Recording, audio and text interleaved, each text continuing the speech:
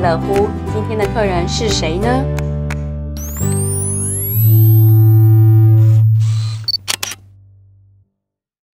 你能想象在富裕的湾区竟存在严重的现代奴隶问题、人口贩卖吗？在2011年，Wo与他的妻子注意到这个隐藏在台面下，却关乎于许多生命的悲伤议题。在上帝的爱与教会的协助下，湾区反人口运贩联盟 Area Anti-Trafficking Coalition BAATC 就此开始它的使命。今天谁来做客？为您邀请到湾区反人口运贩联盟的创办人 Wo， 他将与我们分享这个拯救许多生命脱离囚禁的组织所看见的使命，与藏在富裕湾区底下鲜为人知却严重的人口贩运问题。湾区反人口运贩联盟在近10年来也与各湾区反贩运非营利组织的合作，提供了提高社区意识的机会，同时还提供值得信赖的可行步骤建议，让一般民众都可以一起实现无奴湾区的目标。我们在这个利外球场开这个世界最大的反对贩卖人口的聚会。这个聚会呢，我们联络了56个机构，在一起来鼓励反对这个卖人口的事情。这里呢，今天有大概2000多人，2年一次，就是很多教会人士，而且FBI 跟警察，Washington DC。也有派人来。观众朋友，大家好，我是 Ann， 欢迎收看《谁来做客》。今天为您邀请到的客人是湾区反人口贩卖非营利组织的共同创办人 Brian Wo。Welcome to our show, Brian. Thank you for having me. Hi, everybody. It's very good to be here on the show today. So, Brian, what's human trafficking? Human trafficking is an injustice where the victims are exploited and taken advantage of by someone. And essentially, it's modern-day slavery. They have no freedom. Sure. What does it consist of? And so if we look at our definitions by our laws here, you have a trafficker, or the criminal, who is exploiting a victim through force, fraud, or coercion. So in other words, they are manipulated against their will, and the trafficker is making money off of them either through forced labor or through commercial sex. Right. Wow. So when did you first notice human trafficking? I first heard about human trafficking through a film back in 2008, a film called Call and Response. Oh, about like 10 years ago. It was. Right. And what was your first reaction? And I think there was just some disbelief that it's actually that people are treated this way today in our modern world. It's really shocking to know that. And you were the co-founder of this organization that helps anti-trafficking, right? Can you talk about it? Sure. Well, so when we heard about it, my wife and I got our church more involved back in 2008. We felt like we wanted to do something, and we sent some teams to Thailand to do some work with anti-trafficking organizations. Right. In 2011, we started, I left that position to start this nonprofit organization, the Bay Area. You were so you were over in Asia at that time? No, we were at a church in the Bay Area, but we sent some teams, like short-term missions teams to Thailand. So you started this organization? And then in 2011, we started the Bay Area Anti-Trafficking Coalition, because we really felt like, I met my co-founder because she was planning a human trafficking conference. Okay, can you talk about? Yeah, and so this conference was called the Freedom Summit in 2011. And the way she described it, we were going to invite some friends together to talk about trafficking and buy some sandwiches, but 1,700 people came to this conference. Wow, that's a lot. And there were over 30 different organizations there fighting trafficking. Oh, just from Bay Area? From the Bay Area. Or from the whole America? Yes, from the Bay Area. And we felt like there was an opportunity to work together better if everybody could learn to share resources and not duplicate our efforts and develop best practices. So we felt like we could be the organization that helps people collaborate and build the network greater. So that's kind of how we started our mission. And you broke some record for that summit, right? I think it was the largest kind of community-based anti-trafficking. Cool. So can you introduce your organization a little bit? Yeah, so the Bay Area Anti-Trafficking Coalition, we exist for the purpose of helping build a unified response around the Bay Area so that we are collaborating and collectively impacting trafficking in a unified way. And we also feel like awareness is a big part of that. And so we are doing a lot with education and training, helping people understand what human trafficking is, what the red flags are, and how we can get involved. Because we feel like not only do organizations need to work together, but every individual has a place at the table. Yeah, and you can just contribute. mentioned that you want to like educate people and make them more aware of it. Like, how do you do that? We do you have like conference, seminars? Yeah, all different ways. So at the Freedom Summits, we've done those every 2 years once we started. Okay. Where we gather a lot of people together to kind of Right. cast vision and connect people. We speak anywhere people want to have us come, whether it's a civic group or a school or a faith community. We train specific demographics, like for people who might see trafficking on a daily basis. We've been part of training airport personnel, hotel employees, doctors at ERs and in clinics, things like that. Definitely. So what have you seen the changes in the Bay Area? We've seen awareness growing. Okay. When we started, a lot of people thought trafficking had to do with cars driving on the freeway. Right? But more and more people are Right. realizing that human trafficking happens, and not only that, they're realizing it happens right here locally. It's not just in Right. some country far away. Right. It's really shocking to know, like when you talk about human trafficking, you think that happens in some other areas in the world, but definitely not in the Bay Area. So how bad it is in Bay Area? Yeah, the reality is it happens in every county in the Bay Area. In Really? neighborhoods. Yeah, Every neighborhoods county, around every us. single one? Yes, definitely. Wow. And it happens in all of its forms, both labor trafficking and sex trafficking. It happens to all different demographics, from old to young and different ethnicities. And it happens in all different types of industries around us as well. Does it happen more in certain areas than the others? You see some of the sex trafficking more on the streets and some of the urban areas, but you also see that happening in residential brothels in suburban communities. You see it, It's so hard to believe. yeah, that. happening in illicit massage businesses. Right. You see labor trafficking happening in industries all around us, from construction to restaurants to agriculture, custodial services, domestic servants. Is it So it's really everywhere. that common in the Bay Area? It is, and it's so underground. No one has numbers to put on it, but we do, just from the cases that we see. Right. We know that it's happening everywhere. So can you have a like rough estimate, like how many people are involved in this in the Bay Area? Yeah, well, we know worldwide there's estimates anywhere from 20 million to 45 million people That's involved worldwide. in some type Wow. of global. That's a lot. Yeah, How about in slavery. the U.S.? And in the U.S., the numbers are just really not clear because it's so underground, and cases are just not reported. Right. So we don't know the exact scope of it. Wow. Does it affect is there any difference between different ethnic background peoples or different cultures? Yeah, definitely.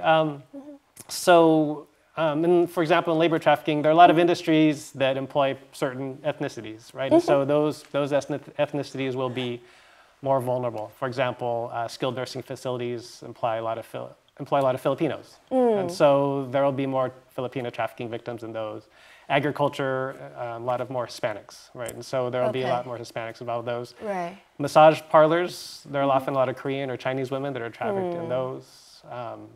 Chinese restaurants even, for things like that. Sometimes they're Right. labor trafficking victims. Right. Nail salons as well, maybe Vietnamese victims. Right. So a lot of that depends on the industry. And then at the same time, there are a lot of United States-born American citizens. Yeah. How can that happen?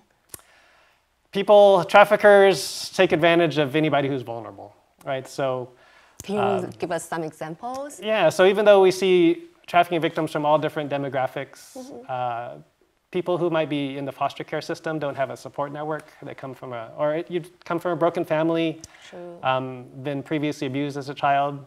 Those are great vulnerabilities that traffickers take advantage of. Or So people, what did they do to like?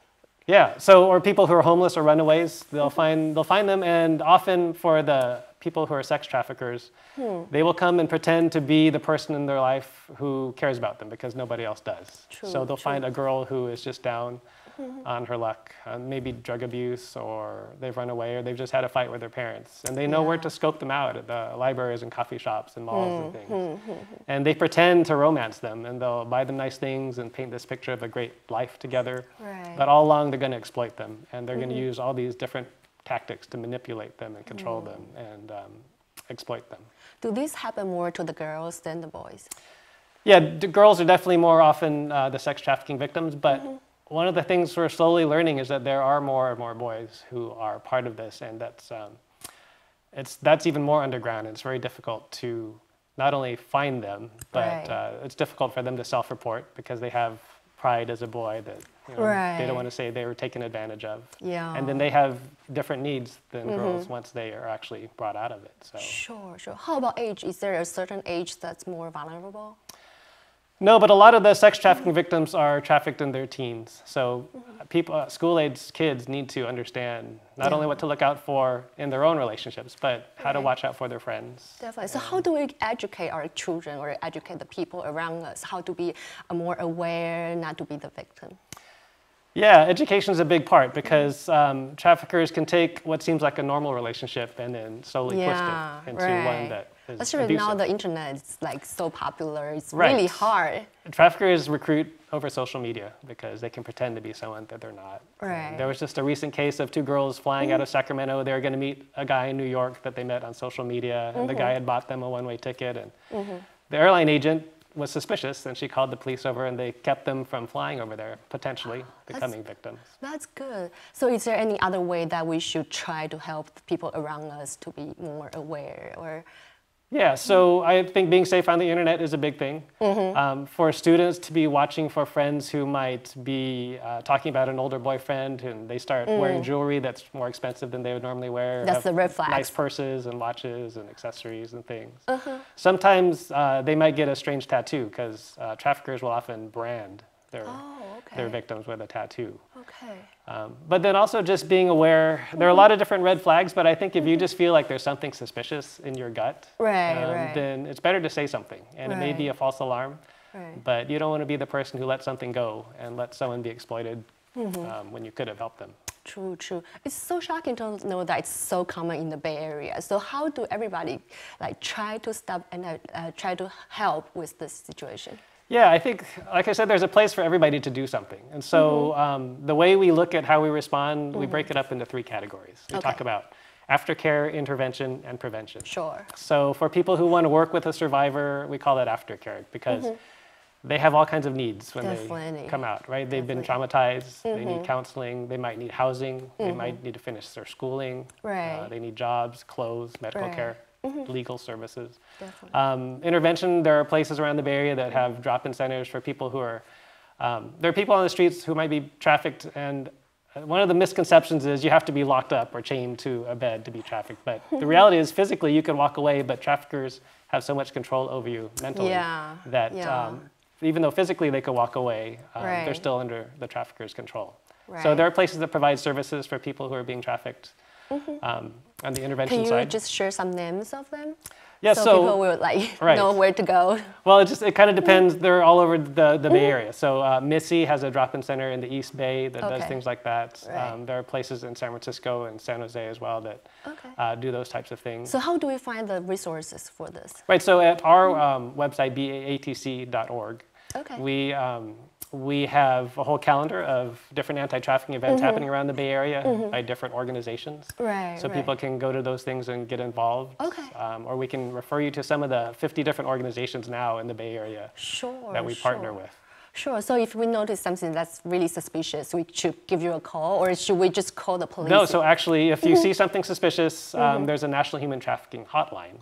And it's 888-373-7888. And so they're a call center based in Washington, D.C. that collects all this data. They can help you look for, know what to look for. If you're, say, for example, you're out on a weekend and you see a massage parlor at midnight and there's guys lined up out there. You think that's suspicious. You can call the hotline. They could tell you what to look for. They could record all the information. And when they feel like they have enough information, other people may have called in on that, they can release the local authorities to do something about it. Right. Since you mentioned the massage parlor, so there's a demand and supply issues, right? So how do we eliminate the demand of it? That's really important because if there was no demand, the traffickers would not have any money to make and they wouldn't exploit these people. So when it comes to the sex trafficking demand, there's a huge need to change the cultural values of our society to say it's not okay to go and purchase sex. And it's not okay, even on a higher level, to treat women as objects and to hypersexualize them like we see in the media. So it starts with changing men's attitudes. And I think the church can play a big part in that. I think there are different... How about the government or the... Yeah, there's recovery services. There's laws that need to be changed. There are a lot of people talking about bigger punishments for that.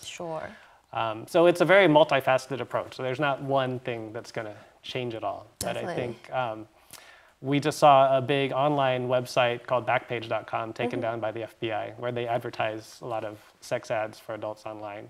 So as you combine all these things and look at the demand, the more we can reduce that, the more that we can actually change. Right. So for like a citizen, what should they do, like everyday daily life wise? Yeah. So another way I mentioned prevention is that that's kind of going upstream. So looking at vulnerable people and keeping them from getting trafficked in the first place is important. So some of the vulnerable groups I mentioned, if you work with an organization that serves the homeless, that serves runaways, that helps foster kids, people who are abusing drugs, even domestic violence organizations.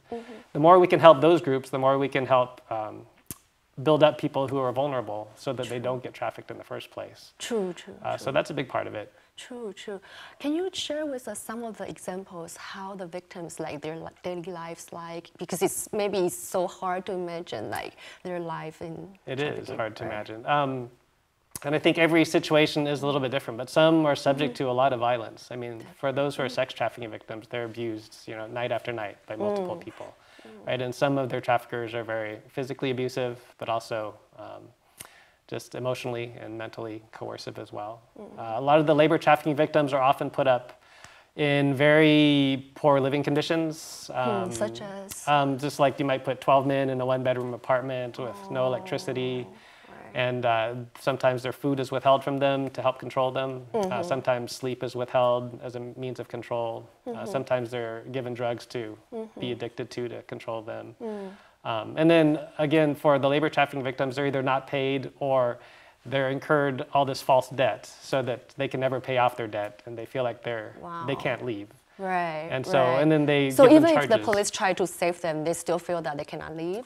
It's sometimes difficult, because they feel like they have all this debt that they owe to their trafficker, and then they threaten their families back home. So there's all this coercion happening, and they lie to them, saying if you talk to the police, you're going to be deported or arrested, which or is the not family true. back home is going to be, So they use all these lies and manipulation to keep them from talking to anybody. They isolate them.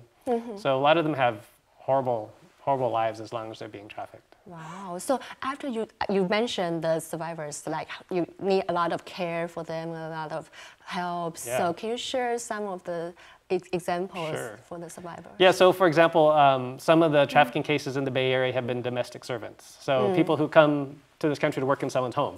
So we call them nannies or housekeepers. Right. And they come from South America, they come from Asia, they come from Eastern Europe.